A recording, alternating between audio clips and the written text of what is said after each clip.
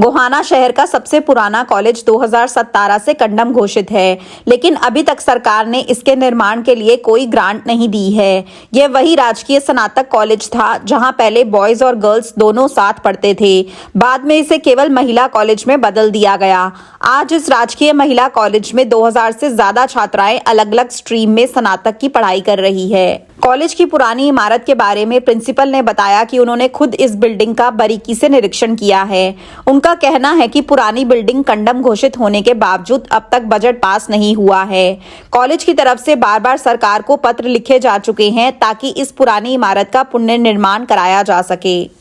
Principal ने कहा, college में एनसीसी और एनएसएस जैसी गतिविधियों के लिए भी बजट नहीं आ रहा है। अगर बजट आता है तो बच्चों की गतिविधियों को बढ़ाया जाएगा। हम शिक्षा के स्तर को और बेहतर बनाने के लिए भरसक प्रयास कर रहे हैं। उन्होंने यह भी साझा किया कि उनके लिए यह गर्व की बात है कि जिस कॉलेज में उन्होंने पढ़ाई की उसी कॉलेज में अब वे प्रिंसिपल बनकर आई हैं। तो बिल्डिंग से रिलेटेड तो प्रपोजल भेज रखा है और मैप अभी तक पास नहीं हुआ है। वहाँ से पास नहीं हुआ। तो वो चाहेंगे कि वो कार्य शीघ्र सरकार कर दे तो बच्चों को जो समस्या आ रही है, क्योंकि बिल्डिंग अनसेफ डिक्लेयर कर दी गई है, तो ये अगर दूर हो जाए तो बच्चों को इससे फायदा पहुंचेगा। अदरवाइज वो खतरे में ही, मतलब उन्हीं कक्षाओं में, जो क्लासरूम है उनमें ही कक्षाएं अपनी अटेंड कर रही हैं। एनसीसी के बच्चों ने पार्टिसिपेट हाँ, एनसीसी के बच्चों ने रिपब्लिक डे पर परेड में पार्टिसिपेट किया था, उनकी फर्स्ट पोजीशन आई है, तो दैट्स वेरी गुड। यहाँ कितने अभी बच्चे पढ़ रहे हैं और क्या पूरी बिल्डिंग डैमेज हो चुकी है? नहीं, थी थोड़ा सा उसके जो ओल्ड बिल्डिंग है, ओल्ड बिल्डिंग में जो कॉमर्स सेक्शन है और उसके नीचे जो पोर्शन है वो अनसेफ क्लियर हुआ। तो जिस तरह से अभी आप यहाँ ज्वाइन किया है तो क्या क्या कुछ रहेगा देखने को मिला, क्या कुछ रहेगा? ये है कि जो सरकार की पॉलिसीज हैं और जो उन्होंने ग्रांट और फंड दिए हैं उनको प्रॉपर तरीके से यूटिलाइज करेंगे। जैसे एनसीसी, एनएसएस, वीमेन सेल, उनसे रिलेटेड जो भी ग्रांट आती हैं वो हम पूरा ध्यान रखेंगे कि इम्प्लीमेंट हो तरीके से। और एनएसएस का तो जो 7 डेज कैंप है स्टार्ट हो रहा है, और डिजिटल इंडिया से रिलेटेड उन्होंने थीम रखा है और रिसोर्स पर्सन बुलाकर उनको, बच्चों को लाभान्वित किया जा रहा है इससे। और स्पोर्ट्स मीट होगी अभी 30th को। इसके अलावा इंटर डिस्ट्रिक्ट साइंस एग्जीबिशन भी हमारे कॉलेज द्वारा आयोजित की जाएगी। ये सब है।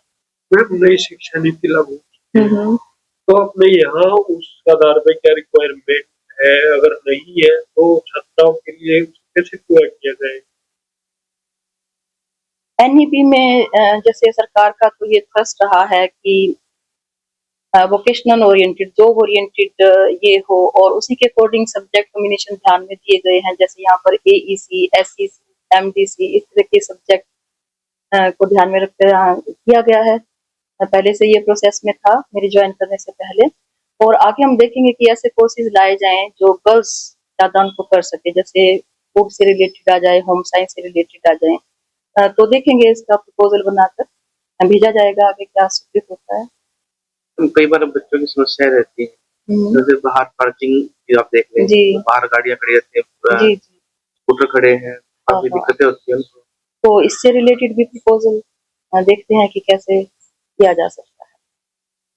वुमेन कॉलेज है और मैं तो चाहती हूँ कि यहाँ की जो छात्राएं हैं हर क्षेत्र में आगे आएं। होलिस्टिक डेवलपमेंट का सरकार का भी विजन है, तो यहाँ वो हर फील्ड में आगे आए, स्पोर्ट्स में, एकेडमिक्स में, कल्चरल में, एनसीसी में, मतलब हर जगह वो जाएं डिसिप्लिन होके। और यहाँ के टीचर्स और जिस तरह का भी उनको चाहिए कोई भी, वो हम दे पाए उनको। प्रिंसिपल अनडाउटेडली मुझे बहुत ही अच्छा लग रहा है, और ये तो सौभाग्य है, कोई छात्र या छात्रा ही अपने ही कॉलेज में प्राचार्य बन पाता है। तो मैं देख रही हूँ अभी भी जहाँ भी मुझे कमियां नजर आएगी उनको मैं दूर करने की कोशिश करूंगी स्टाफ के सहयोग से, और सरकार जो भी हमें हेल्प कर पाए। सब स्टूडेंट 90 में मैं यहाँ से जा चुकी थी, 85 से 86 से लेकर 90 तक यही पढ़ाई की। जी। कोएड कॉलेज हुआ करता था तब ये। कॉलेज के अन्य शिक्षक भी इसी कॉलेज के छात्र रह चुके हैं। लेक्चरर शमशेर भंडेरी ने बताया कि वह भी इसी कॉलेज से पढ़े और अब यहीं बच्चों को पढ़ा रहे हैं। उनका कहना है कि पुरानी बिल्डिंग काफी जर्जर हालत में है और सरकार को इसके निर्माण के लिए पत्र लिखे जा चुके हैं। पुनर्निर्माण और सुविधाओं के इंतजार में यह पुराना कॉलेज आज भी विद्यार्थियों के लिए चुनौतीपूर्ण हालात में शिक्षा दे रहा है। ये हमारे इस कॉलेज के लिए एक बड़ा अच्छा विषय है और ये सौभाग्य है, क्योंकि कोई भी टीचर जहाँ का स्टूडेंट और वहाँ टीचर बन के जाता है तो बहुत उसके अंदर एक प्रोफेशन के साथ एक आत्मीयता भी होती है। और मैडम तो यहाँ प्रिंसिपल लग के आई है, यहाँ के स्टूडेंट रह गए तो, और मैं भी वैसे इसी कॉलेज का स्टूडेंट रहा हूँ, तो हमें ये लगता है कि हम इस कॉलेज के लिए आत्मा से जुड़े हुए हैं। काम तो करना ही है, कहीं भी ड्यूटी लग जाएगी, ट्रांसफर हो जाएंगे, लेकिन जहाँ हम पढ़े हुए हैं, जहाँ से हम खेले हैं, तो वहाँ के साथ एक आत्मीय संबंध होता है। उसके आधार पर हमें अच्छा लग रहा है। और मैडम की जिस प्रकार से एक्टिविटी हम देख रहे हैं, बड़ी एनर्जेटिक हैं, हर रोज नया टॉपिक लेके आती है कि आज ये करना है, आज ये करना है, तो मतलब शाम को बताती है, सवेरे कुछ नया निकल के आता है। तो इस प्रकार से लग रहा है कि डे बाय डे अच्छा डेवलपमेंट होगा। इस तरह से आप तो लंबे समय से यहीं पे हैं, काफी कमियां हैं, बिल्डिंग की डैमेज है और कितनी कमियां है, उसको कैसे से इसमें एक्चुअली हमारा ये कॉलेज जो है ना, ये 1966 से है ये कॉलेज।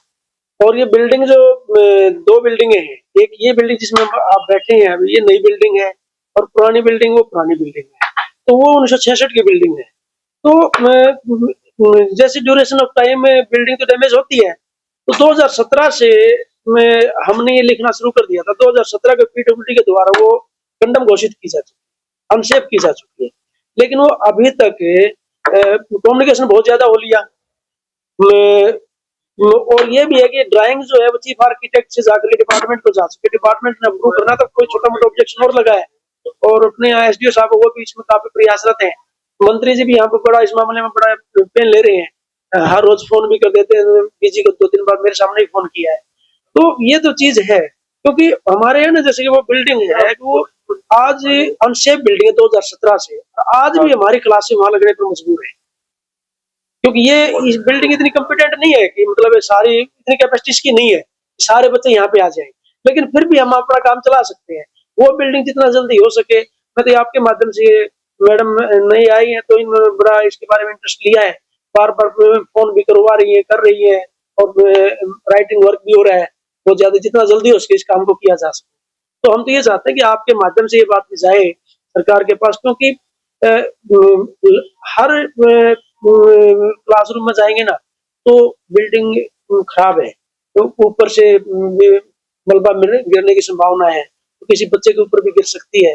लेकिन हमारी मजबूरी है कि बच्चों को बिठाएं कैसे। हमने तो अपने पर्सनल वो लेकर के, मैडम भी ये देख रही है जो ज्यादा डिस्टर्ब है जो कमरा, तो उसको रिपेयर करवा ले कम से कम, फॉर द टाइमिंग हमारी क्लास को बच्चों को तो नुकसान ना हो, इसलिए काम चल रहा है। और वहां से जैसे प्रोसेस शुरू हो जाएगा, आप भी अपने माध्यम से ये बात रखो, और मैडम इस मामले में काम कर रही है। कितने बच्चे हैं इस टाइम? 2000 प्लस हैं बच्चे हमारे पास, और सारे बच्चे अच्छे बच्चे हैं, अच्छा रिजल्ट आ रहा है। कि हमारे यहाँ 4 पीजी हैं, जैसे ज्योग्राफी है, हिंदी है, कॉमर्स है, इंग्लिश है, 4 तो हमारे पास पीजी है।